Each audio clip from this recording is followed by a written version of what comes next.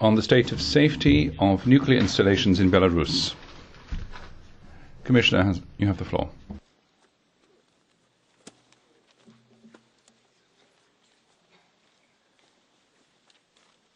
Bienvenido, señor comisario. Tiene usted la palabra. Welcome, Commissioner. You have the floor.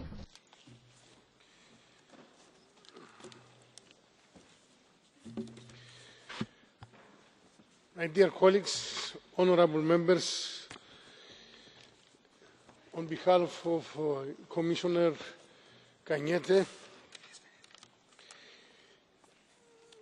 let me first thank the honourable members for their questions on the Commission's action on nuclear installations in Belarus. Allow me to update you on how we are working towards ensuring the facility will be operated only with the highest level of safety standards.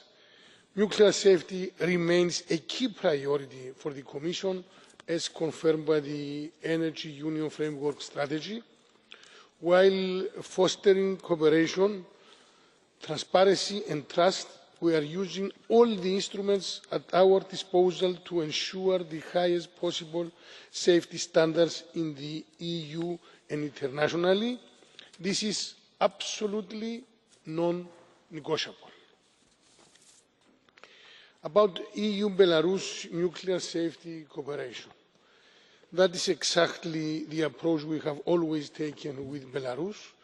Nuclear safety and radiological protection have always been the key focus of our exchanges.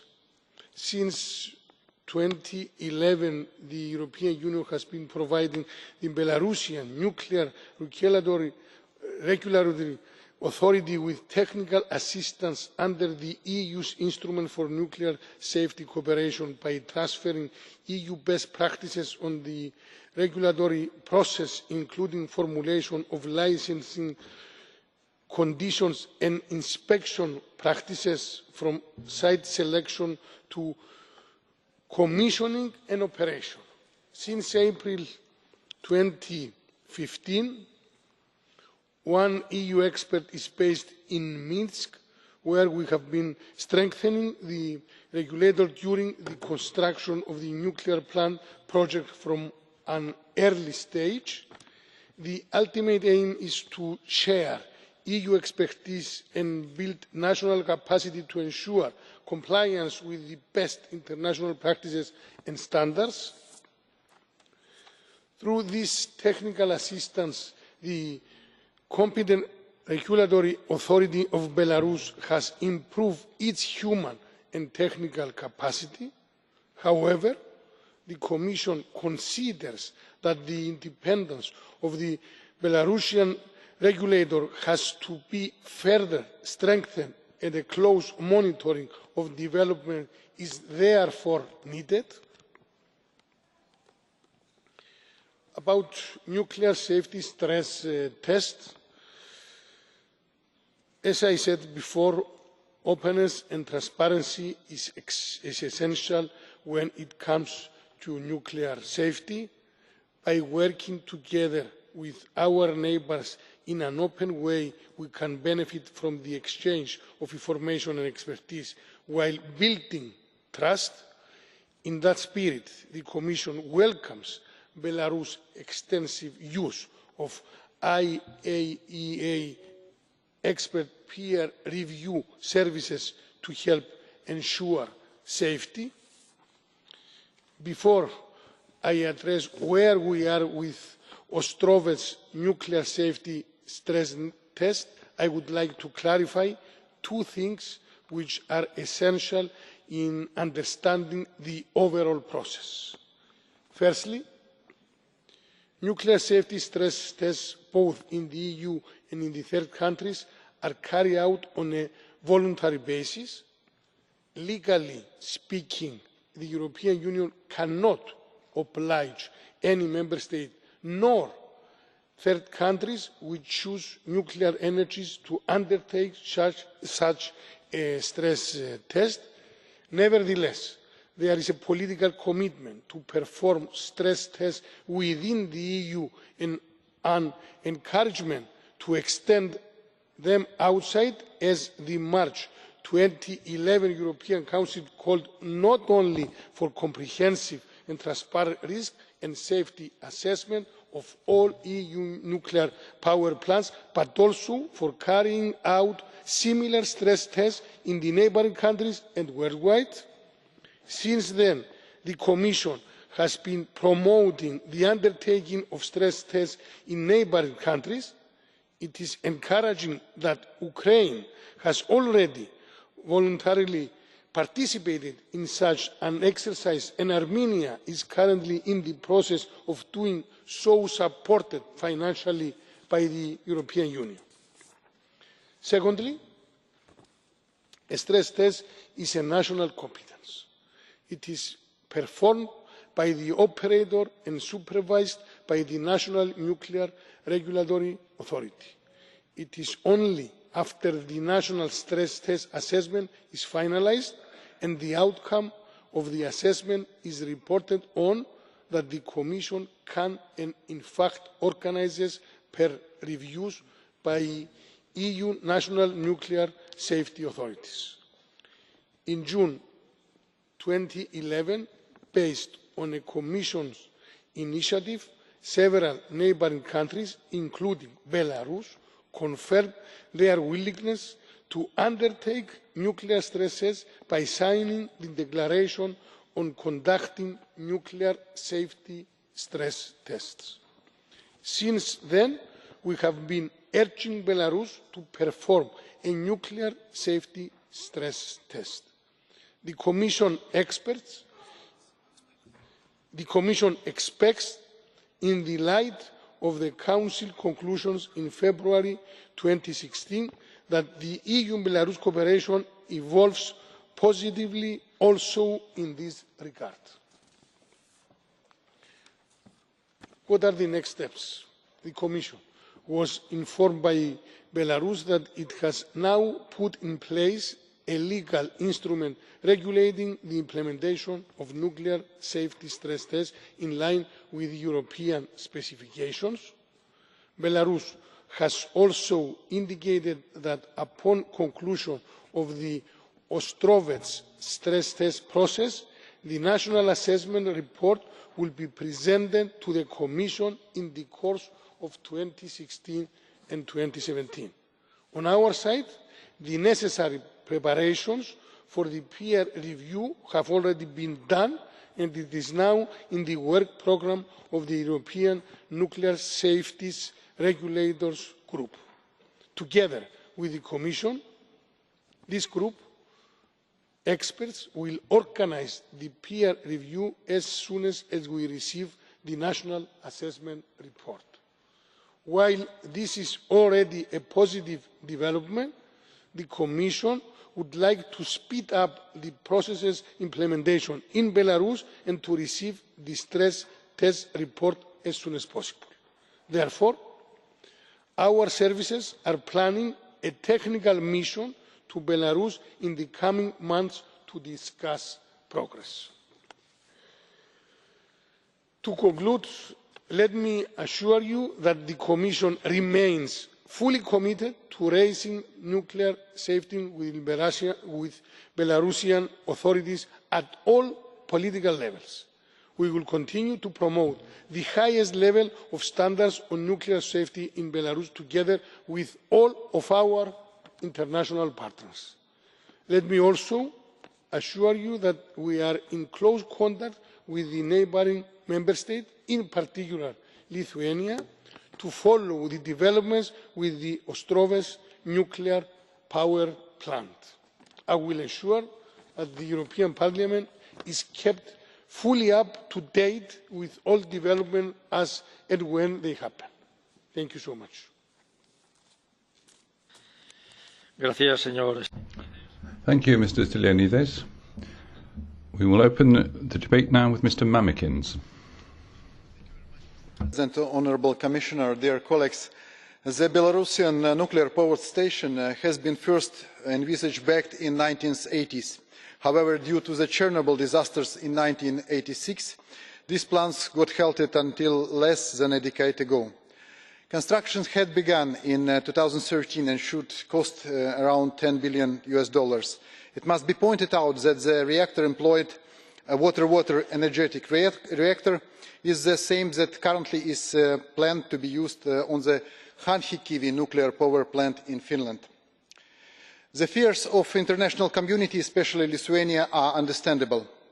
Belarus has never had a nuclear power plant on its territory, thus raising fears of inability to properly operate it. Therefore, in order to alleviate these concerns, Belarus should allow for a series of necessary stress tests performed under the auspices of the International Atomic Energy Agency, as well as complete comprehensive environmental impact assessment, particularly of the matter of drinking water sources shared with Lithuania. With the EU sanctions lifted, relations between the EU and Belarus are once again moving forward. I believe, therefore, that a solution to the current issues around the Ostrovets nuclear power plant will be found soon, since considering the area at hand, nuclear energy, there can be no other way but multilateral cooperation between all parties involved, both directly and indirectly, be that Belarus, Lithuania, EU, the Russian Federation, whose specialists build the plant, or any other international institution concerned. And I want to add that nuclear energy is by right amongst the most environmentally friendly. With proper maintenance, they can last for decades on end. Thank you. Gracias. Thank you. Ms. Fortiga has the floor.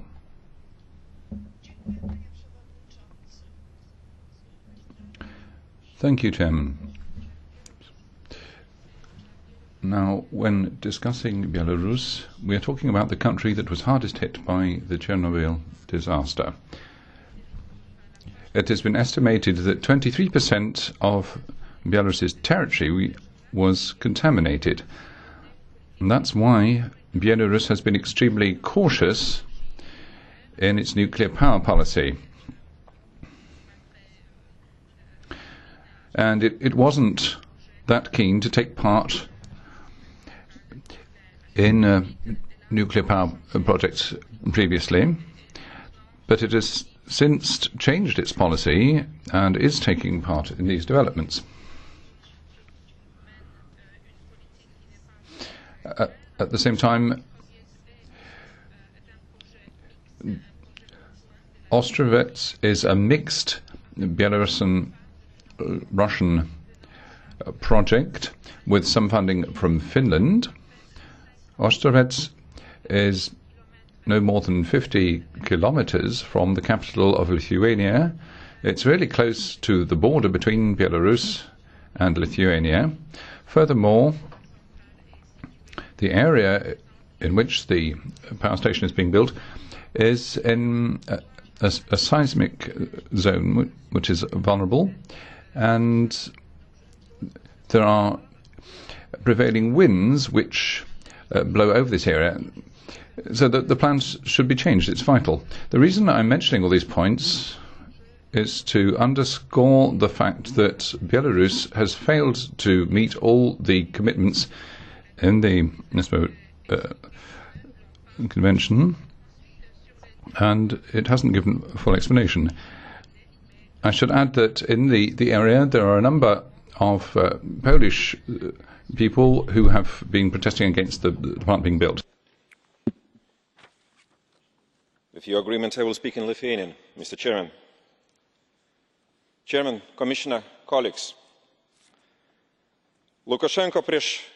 Lukashenko just 4 years ago openly declared that the Ostrovets nuclear power plant should be the cheapest ever built by Russians or anyone else anywhere in the world. End of quotation.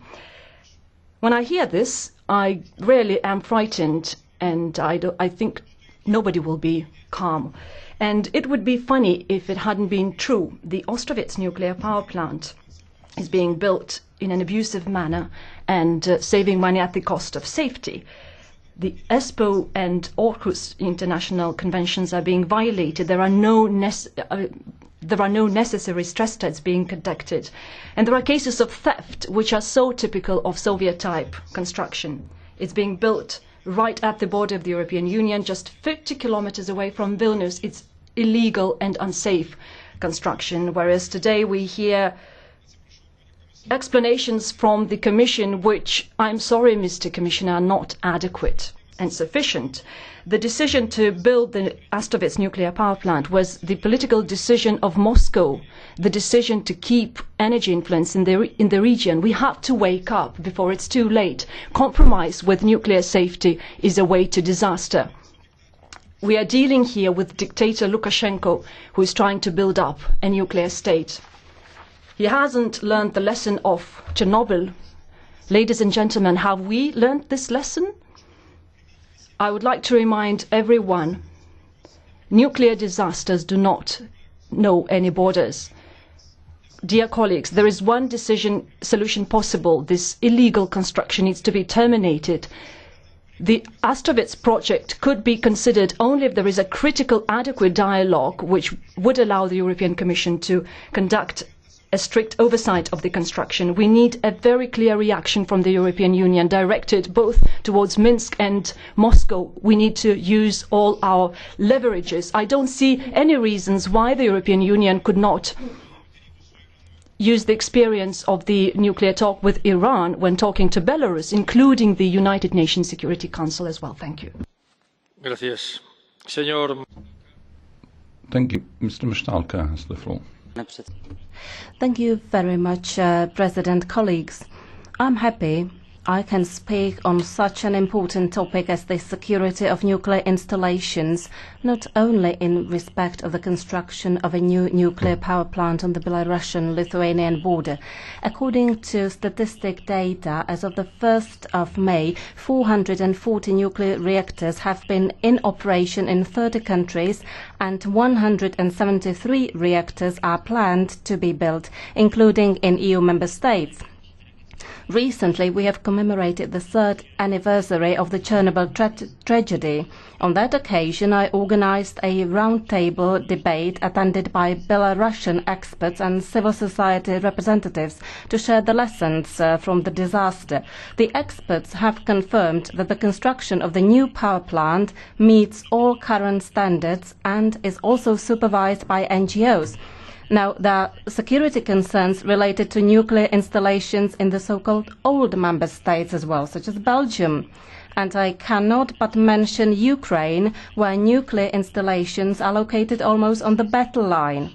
Our opinions may differ, but we need to have a debate on how we could eliminate risks of accidents and provide for energy and civil security. Thank you.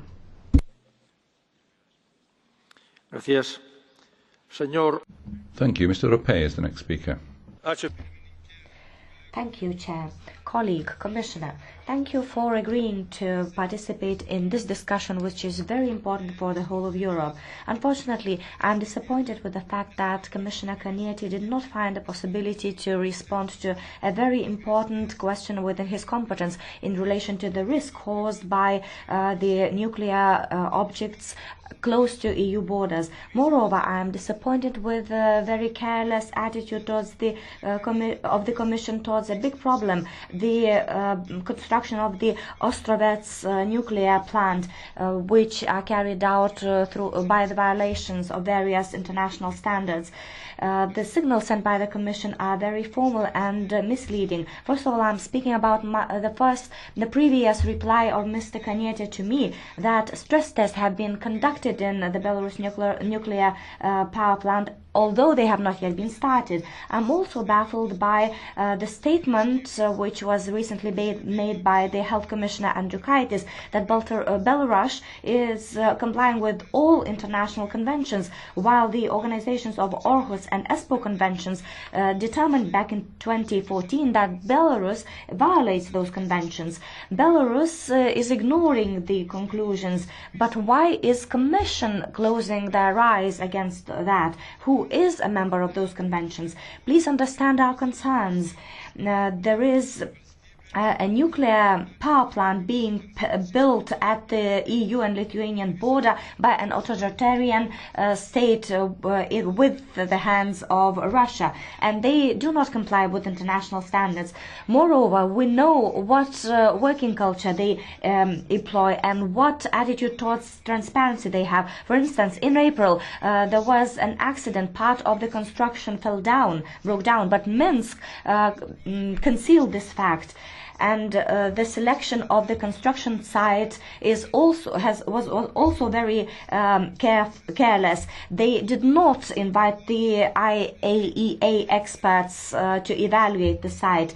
There are many intransparent issues in relation to that. For instance, Belarus has not provided an impact assessment for the Lithuanian rivers, or has not provided the plane crash resistance tests, and they are ignoring seismological tests. Moreover, the Commission has just acknowledged that the Belarusian nuclear safety regulator is not independent, which means that nuclear safety does not depend on the experts. Rather, it depends on the governing powers of the non-democratic state. Therefore, I ask the Commission to present a very specific action plan to the European Parliament, which would make Belarus to comply with all the international safety and transparency standards. That should be a very clear message to Minsk that this nuclear power plant, which was built at the expense of safety measures, is in conflict with all the fair trade principles, and this electricity is not desirable in the EU. Thank you very much.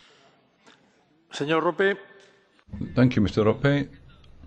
A blue card question would be put to you by Mr. Arnott, if you accept it.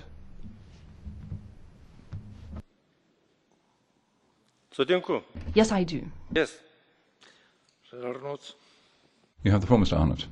Thank you very much, Mr. President. This, of course, is an issue which is broader than a European Union issue. It is an international issue, and you've said quite a lot about what you want the Commission to do in this case. You've also mentioned the IAEA. I'm just wondering, you didn't give any concrete suggestions for what you would like the IAEA to do on this. Can you give me any suggestions for what they could do more than they have done already, please? Thank you for your question. The situation is very complicated. First of all, the site was selected, but only afterwards they are thinking of inviting the experts to make tests whether this site is suitable for the purpose. This is a political decision. There are many such political decisions. The fact that Belarus promises to carry out stress tests but fails to do that, and the Commission is being misled all the time. The Commissioner, for instance, said that the stress tests have already been done. The Commission is a member of conventions. Therefore, they have to raise this question and to ask them to ensure safety requirements, because afterwards we will suffer when catastrophes happen. Thank you. Mr. Etheridge has the floor. Thank you. The IAEA monitors nuclear energy development throughout the world under the auspices of the UN. This is a clear case of the EU building up its part. If Belarus is developing an industry that concerns their neighbours, that is a matter they should refer to the IAEA and the UN. Obviously, Belarus and any other country that wishes to develop a nuclear industry should be subject to existing international rules. I personally support more nuclear power in the UK and expect all of our developments to be subject to IAEA rules as well, just like any other country. Sovereign states should be free to develop their countries as they wish, so long as they operate within accepted international law. If international law is broken, it's a matter for the UN. The EU is hungry for influence and power. Trade and economic cooperation is the excuse for the existence of the EU, not the reason. Not content with intervening in the lives of its citizens, this organisation is desperate to intervene with the policies of its neighbours. Each of you, as nation states, should support the IAEA and refrain from the temptation to intervene and interfere with the business of sovereign independent states. Use existing international law, and if it is broken, use the UN. These are the conventions that as sovereign nations we should all respect and we should use. There is no requirement for the EU to build up what it does, to act as a single entity, as a quasi-superpower, a federal state. There is no need for this. We have laws, we have bodies to enforce them. If those laws are being broken on such an important issue as nuclear power, then let's use the United Nations, let's use the existing authorities, and let's ensure that our people are properly protected in the correct manner without allowing political ambitions and political manoeuvrings to interfere in any way. Thank you. Gracias. Thank you, Mr. Le Breton. Thank you, Mr. President. Nuclear disasters are one of the worst threats facing humanity. The Chernobyl accident in 1986 and the Fukushima one in 2011 should be taken very seriously, which is why it's proper for the European Parliament to worry about the safety of the Ostrovets nuclear plant. Belarus is finishing the construction of this with a view to commissioning it in 2018. It is indeed the plant has not been put through the stress plant that the European Parliament's resolution of the 14th of March 2013 mentioned. That is an indispensable precaution, such a test. It was carried out after Fukushima on 145 reactors in the Union and 20 reactors outside the Union. The 2013 resolution developed a nuclear safety culture in Europe, and Belarus would be well advised to respect that. It would be all the more desirable because the Ostrovets plant is only 50 kilometers from Vilnius, the capital of Lithuania.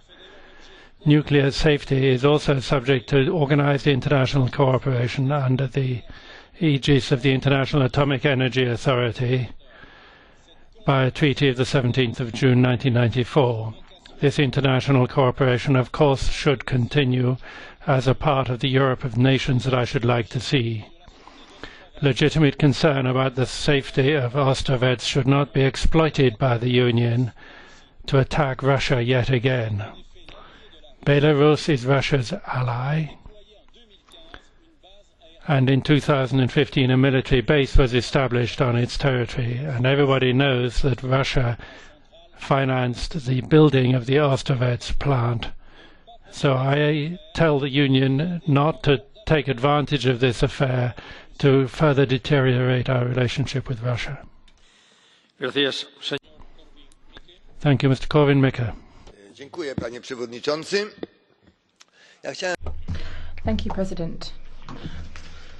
Commissioner, I would like to remind you that there are different types of nuclear reactors. Some are more expensive or cheaper than others, some are safer or less safe than others.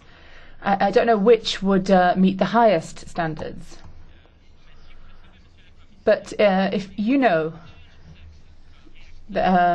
Commissioner, then there must only be one reactor in the whole world that meets all of the standards, if you're saying that the one in Belarus doesn't meet all of the standards that it should.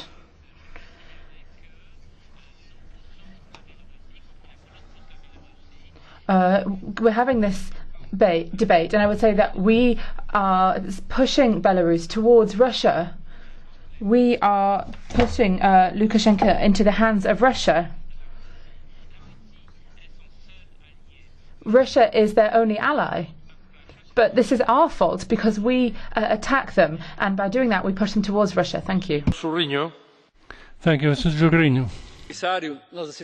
Commissioner, a few days ago we marked the 30th anniversary of the Chernobyl nuclear disaster, which hit Belarus territory. So the building of another power station on the territory of the same country, in Ostrovets in this instance, has raised ghost and gives rise to concern.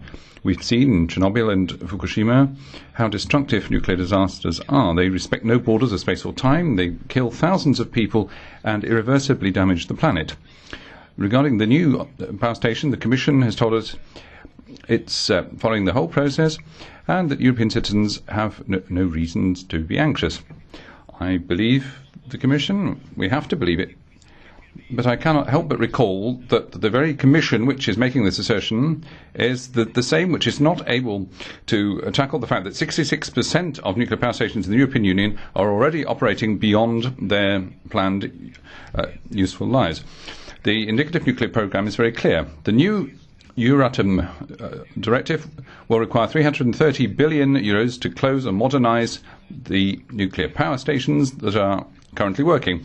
But only a third of that amount has been covered. The people are protesting, but the Commission is just washing its hands of this. I recently put various questions to Commissioner Arias Cañete regarding the Almaraz nuclear power station in Spain near the Portuguese border.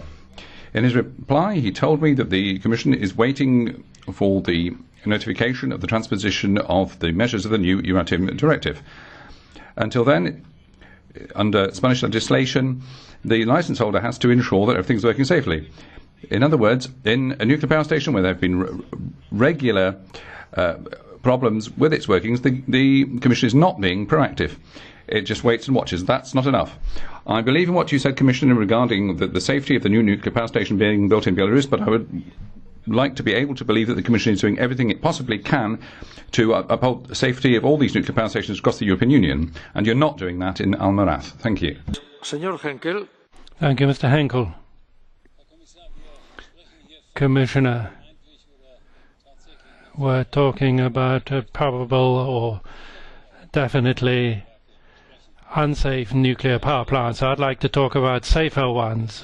The German government, with its panic decision to turn off all nuclear power, has produced a problem. Chancellor Merkel gets celebrated as a climate rescuer, and then for years the Geneva authorities say that the German nuclear plants are the safest in the world, and she suddenly decides to close them down. The German federal government is supposed to be in advance, and now it's suddenly last in the procession. Now Finland, the USA, Britain are trying to build new power plants. In Belgium, there's one that was turned off because of Fukushima near the German border, and that is being brought back onto stream. Old nuclear plants are being restored. Japan is bringing an NPP back online, similar to Fukushima, and turned off after Fukushima. Everywhere in the world, 433 nuclear plants are on stream, more than before Fukushima. And the German energy change, meanwhile, has led to an enormous jump in German electricity prices. So Germany nuclear policy is not just not showing solidarity to its neighbours, it's unsafe and it's expensive for Germans. Let's take the example from Sweden, and let's withdraw the decision to get out of nuclear power. Gracias. Señor Henkel. Mr. Henkel, you have a blue power for Mr. Hübner. Señor Buchner. Mr. Buchner, rather.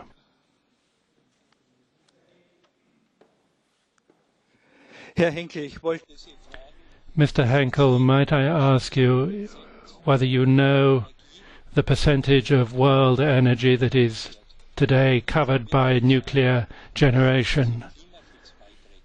Can you really say that that contributes to climate protection? It's less than 3%, incidentally. And secondly, the allegedly safe German nuclear plants. What about Krümmel and Brunsbüttel then? Yes, I've just said that the share of nuclear power is increasing in the world. In China, 24 new nuclear power plants are being built. That's where you need to look. Nuclear power plants don't produce CO2. The accidents that you spoke about have nothing whatever to do with the reactors. So I still say that German nuclear plants are by some distance the safest in the world. Señor Selimovic. Mr. Selimovic. Thank you. Belarus is building their reactors with assistance from Russia. And on top of that,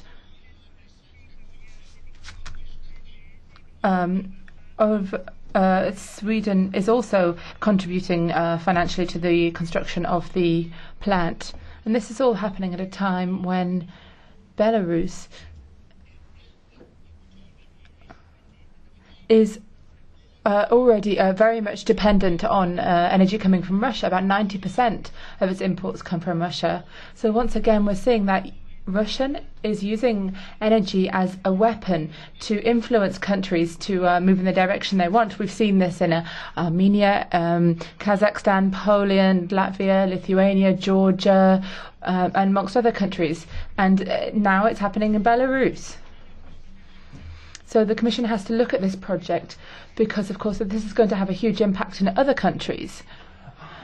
And also because the project is not in line with the objective to diversify energy sources. The Commission can't just stand back and do nothing. It has to look at the geostrategic interests of the project. Señora Sánchez. Thank you, Mrs. Sanchez. Muchas gracias, señor Valcárcel. Thank you, Mr. Valcárcel. The Chernobyl disaster directly hit 2 million people in Belarus and indirectly affected people around the world. There are no borders, but we're all affected. We have to learn from our mistakes. When Belarus is building a new nuclear power station, it's failed to carry out the stress tests the Commission had in mind and the necessary impact studies. The Commission shouldn't allow Belarus to be heading on the wrong course. It should be encouraging it to make it, above all, it should be encouraging Europe to make a radical power shift. We have the technology and resources we need to change our energy model in Europe. Look at examples such as Germany that's already doing this. Other countries need to do the same, and the member states should be pushed to do so by the Commission. We have to close down, decommission the power stations that are two of the power stations in Spain that have already outlived their intended working lives. Mr. Javor. Thank you, Chair. Dear colleagues, we've heard a lot of important points and concerns regarding the Belarusian nuclear power plant project. But I would like to turn your attention that while we are worrying because of a NPP construction close to the EU borders, there is something to be worried about within the borders of the EU. In Hungary, my state, 2 new Russian-type blocks is going to be built in the next couple of years. This is just the same construction, the same technology as in Ostrovets, Belarus, the Russian-type VVER 1200 reactors. This member state, Hungary, already proved that it understands the EU law quite a flexible way when it comes to nuclear projects. Regarding this nuclear project in Hungary, there was one veto from the Euratom Supply Agency because the contract with Russia was not in line with the EU law.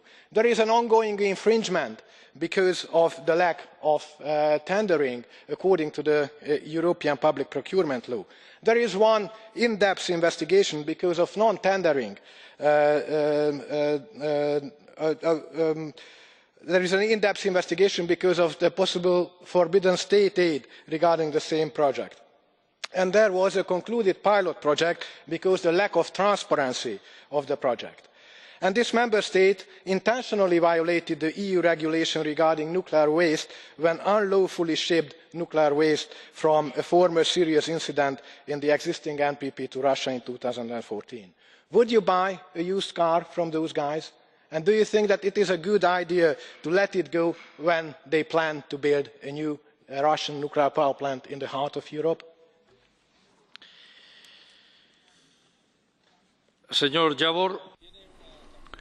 Mr. Javor, you have a blue card from Mr. Jakovich. Do you accept it? Thank you. In 1996, Croatia signed the ESPO Convention.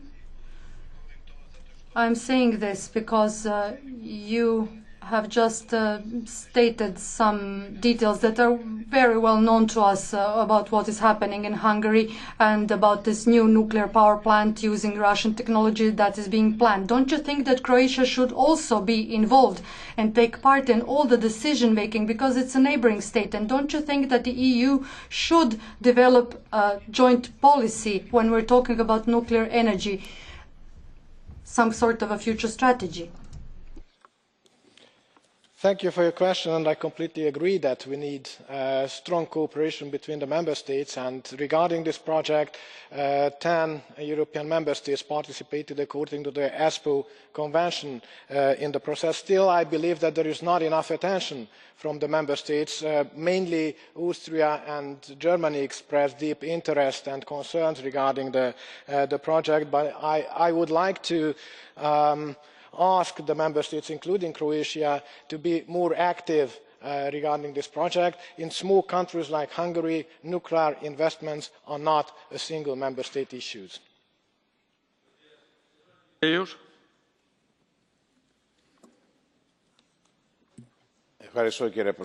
Thank you, Chairman. Nuclear energy is a safe form of energy, but in order to be used, even for peaceful purposes, the necessary measures of safety should be taken. We should be careful, especially when we have nuclear stations being built near the borders of the European Union. Such a case is the nuclear station in Ostrovets, in Belarus. We have reservations. We do not know if it has been constructed according to high standards, safety standards that are used in the European Union. This case also raises the point of safety for nuclear installations that are going to be constructed in Albania, in Fyrom and Turkey. Especially Turkey is a dangerous country because it could cause a nuclear accident, because like Belarus, there are not transparent procedures. They do not simulate extreme conditions for nuclear safety. And also Turkey suffers from earthquakes. So the European Union should make sure that the nuclear reactor in Ostrovets and also the other nuclear reactors that are going to be constructed should conform to the international standards that prevail in the European Union. Thank you.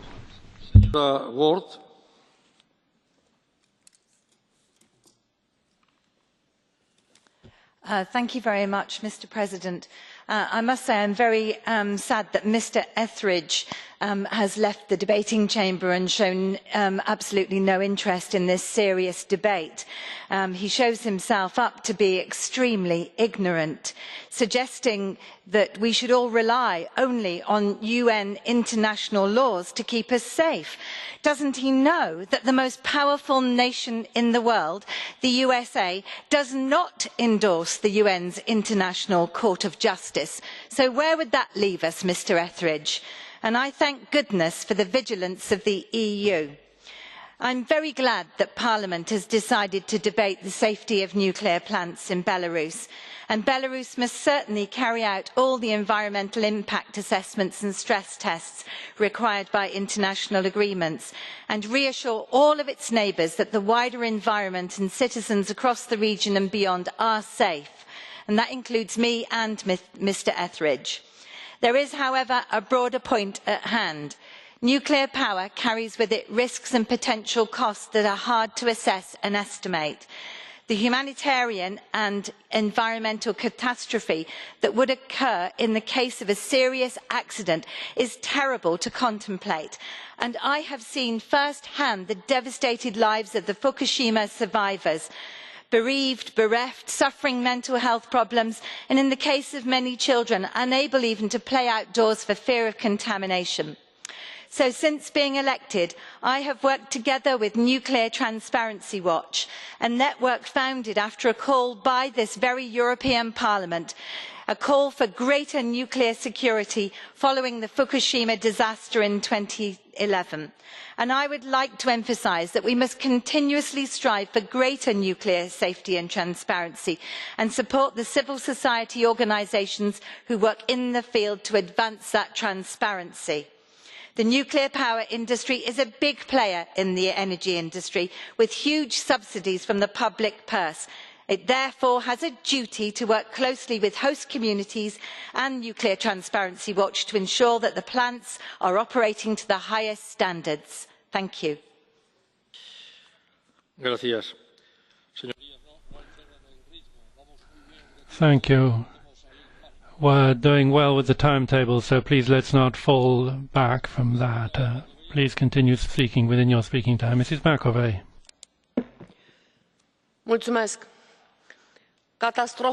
Thank you. Nuclear catastrophes bring along death, lots of sick generations, they destroy the environment, they destroy life. We all remember what happened after the Chernobyl accident. This is one of those before and after moments. So this is our business. It is our business. It is the business of the European Union. If a nuclear plant is being built by cutting corners, by not following safety rules, and if our safety is put under threat. We are talking today about the Ostrovets plant in Belarus, built by Russia, and which is only 50 kilometers from the capital city of Lithuania. Belarus claims this is a good thing. This will help it to reduce its independence to Russia, energy independence, that is. But this is a lie. Belarus is massively dependent on Russia. They get 90% of their gas from Russia, and the plant is being built by Russian companies with Russian financing. We are talking about $22 billion, roughly. And quite rightfully so, Lithuania is accusing Belarus about not informing them on the fact that they're going to build this plant, that they did not make an environment assessment study, that they did not influence citizens on the effects on water quality, and so on and so forth. And we get information about this power plant only through third-party sources, not from the Belarusian authorities, and I don't think this is normal. Other countries might be in this situation. We see that the same thing is going to happen in Hungary, again financed by the Russians. In conclusion, we should be keen on the safety of our citizens, of the European citizens. Thank you, Mrs. McAvey. I'm sorry I had to cut you off, but you were way past your time. Mr. Scholz. Mr. President, Commissioner, what we're talking about with Belarus is not a technical problem. It's basically a question of a political demand for conciliation of legitimate interests on the basis of applicable international law, that's to say the Espoo Convention and the Kiev Additional Protocol. After the 2009 notification of the planning of a new power plant, Belarus met the formal requirements of information and consultation. If the final decision on the location doesn't correspond to the results of these consultations, then the EU should be taking an interest. But in the light of your statement today, I wonder if you are actually prepared to do that, because so far you've been quite quiet about the similar procedures in Ukraine, where a power plant has been extended to 2030, quite against international law, although it ought to be turned off. So what we also have here is that the Kiev Protocol, after 13 years, has still not been ratified by 9 EU member states, and at least 2 of those countries have more than 70 reactors and are planning to build 4 more. Thank you. Señor Buchner. Mr. Buchner. Thank you. The Ostrovets plant that is being built in Belarus breaks a number of international agreements. For example, the Aarhus Convention. For example, the requirement for a stress test. Would you buy a car that hadn't been tested? Let me point out that the VVR 1200 type of plant inherently doesn't provide the security, the safety that we need.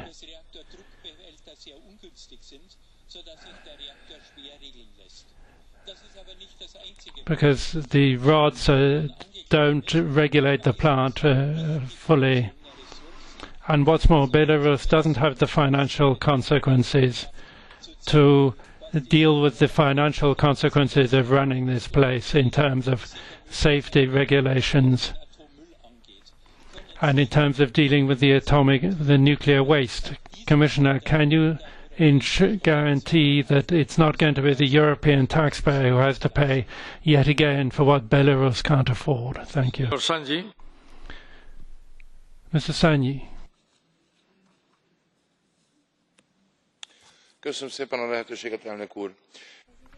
Thank you, Mr. President.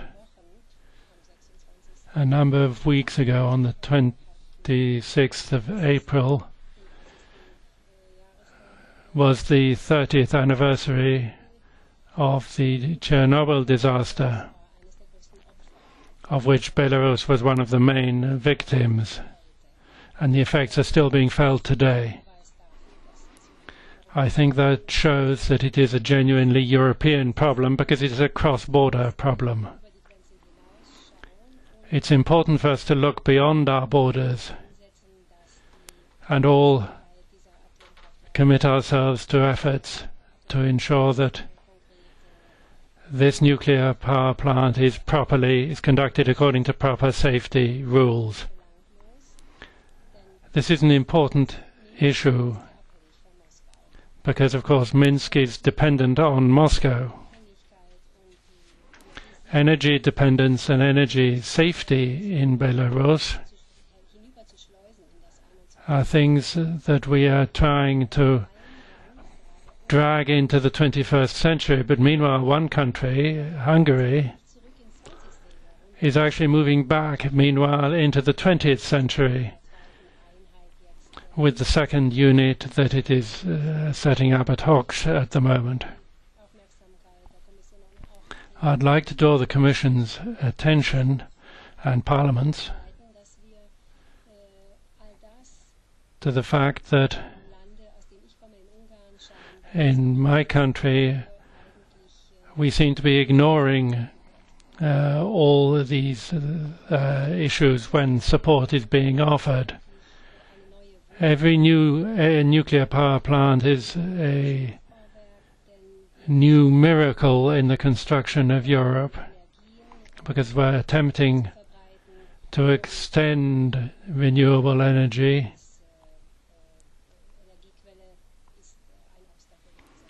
and nuclear power plant is an obstacle in that direction. Panie I Panowie Posłowie. Thank you, President. Ladies and gentlemen. This is not a general debate. This is a very specific debate. So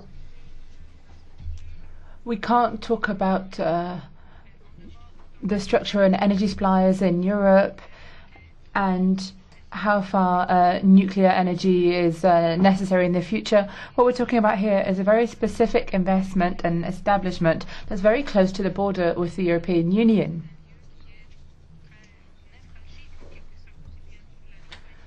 It's a very important area both for Lithuania and for Poland, and I have to say that I was quite surprised to hear from the Commissioner his words seem to suggest that this was just an investment like any other that had to be looked at from a purely technical perspective. Yet, as a number of colleagues have said, we have to remember the Chernobyl disaster. We were behind the Iron Curtain, and we know what disrespect for human life and for the environment really means.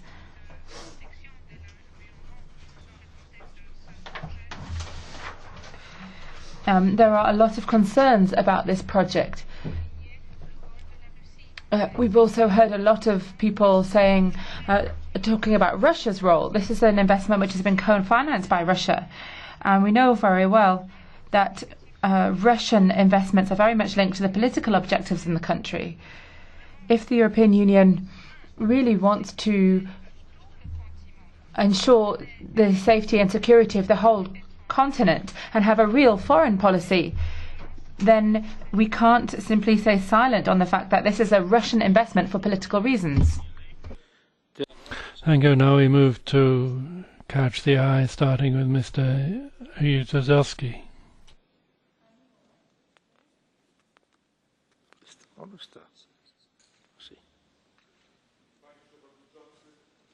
Panie Przewodniczący, powiem w dużym skrócie. Nie interesuje mnie, skąd Białoruś weźmie środki. Thank you, President. I shall keep this very brief. I'm not concerned about where the funds are coming from for nuclear power in Belarus, nor am I that exercised about whether Belarus will subsequently sell electric power generated at that nuclear plant. What I am concerned about is nuclear waste, the safety of the production process. Can we feel any certainty regarding the workings of this plant? I wish to stress very clearly that the security elements included in the question to the Commission must be addressed as a matter of urgency. The economic implications are a different kettle of fish, but the Commission must use every tool available to it to ensure that this project is properly monitored. Mr. Marias. Thank you, Chair. Belarus is one of the most developed countries of the former USSR, and the Lukashenko government is of course looking towards Moscow. However, that should not predispose us negatively towards him. Of course, obviously the risk from nuclear fallout in the case of an accident cannot be contained within a country's borders. We know that very well from the case of Chernobyl as well. And of course the construction in Astravets should be very stringent so that the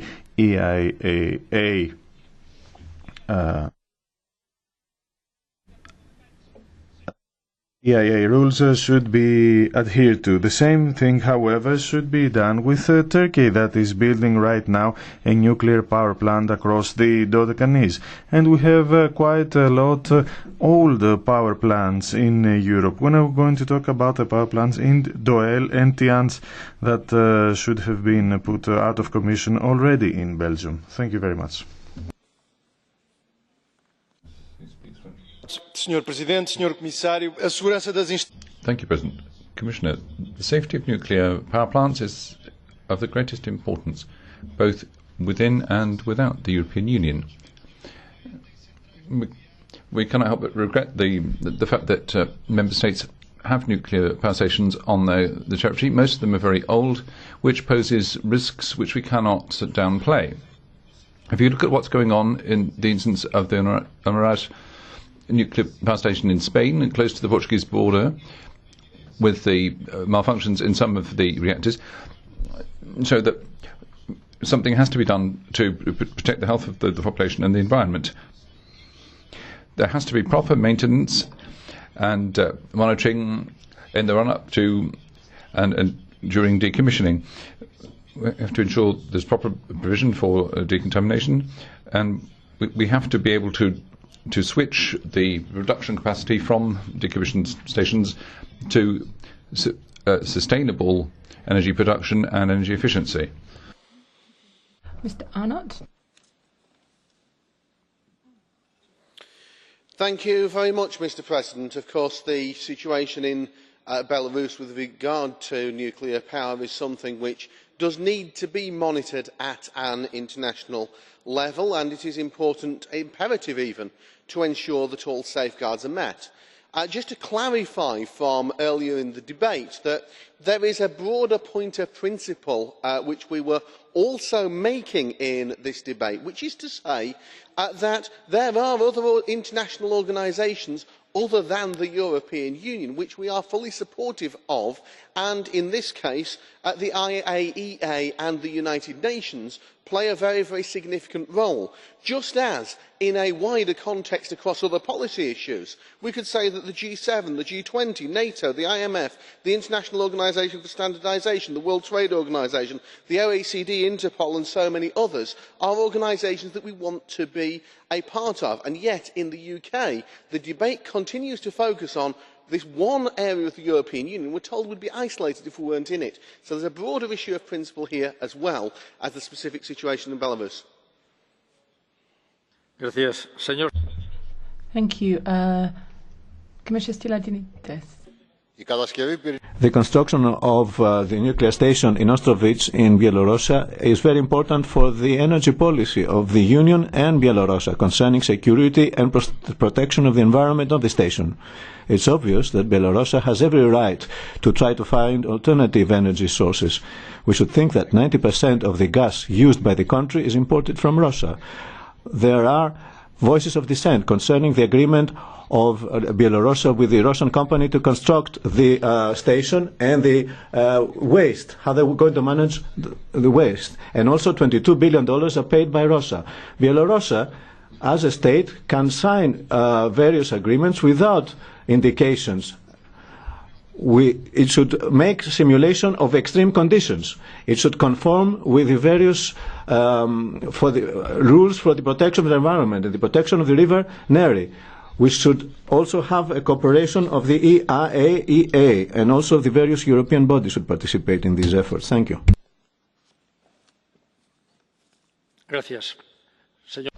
Thank you. Commissioner, you have the floor. Thank you, Chairman. Honourable members, dear colleagues, let me first thank you all for your interventions, which show how high the stakes really are when it comes to energy safety and security. As a way of wrap up, I would like to pick up on a few of the wider issues raised during the debate. But first, on the Ostrovets case, let me underline what I said at the start. The Commission will continue to use all the instruments at its disposal to ensure the highest possible safety standards in the EU and internationally. That is not non-negotiable, as I already said. That is why our priority is now to ensure the timely implementation of Ostrovets nuclear safety stress test in line with European specifications. As always, the Commission will keep this House fully up to date with any development as and when they happen. But let me be clear, many of the solutions to the questions raised in this debate lie in the need to end energy isolation and complete Europe's internal energy market. For Lithuania, as well as for all Baltic states, this means that we need to continue working towards their full integration into the European energy market. The good news is that we are making progress. We recently saw start of operations for the electricity interconnections of Lithuania with Poland and Sweden, thanks to the Litpol link and NordBalt. The level of interconnection of the Baltic states with the rest of the European grid has substantially increased from 4% in early 2014 to approximately 22%. On gas, work is underway on the game-changing on the gas interconnector Poland-Lithuania. GIPL, as it is called, is the first gas interconnector between the Eastern Baltic Sea region and the continental Europe. When complete in 2019, it will end the region's gas isolation, further diversify gas sources, routes and counterparts, and ultimately help to reduce prices for consumers. Much of this progress is thanks in large part to the Baltic Energy Market Interconnection Plan, which brings together all the Baltic states to cooperate on integrating the region into the European network. This is an example to others on what we can achieve under the Energy Union. But we must build on this progress. Our next challenge is to ensure that the synchronisation of the Baltic states, another isolated region, with the rest of the EU market. Our vision is of an energy union based on solidarity and trust, which speaks with one voice to our external partners and which ultimately provides the secure and sustainable energy Europe's citizens need. That is why the Energy Union is a top Commission priority and why our focus is fully on implementation. We look forward to working hand in hand with the European Parliament to make it a reality. Thank you so much for your attention. Thank you, Commissioner. And that brings this debate to a close. We'll now move on to the next item on the agenda. These are short presentations of the following reports. The first of these is the report by Mrs. Hooijboeg on the new alliance for food security and nutrition. I'll give the floor to the rapporteur for 4 minutes. Go ahead, please.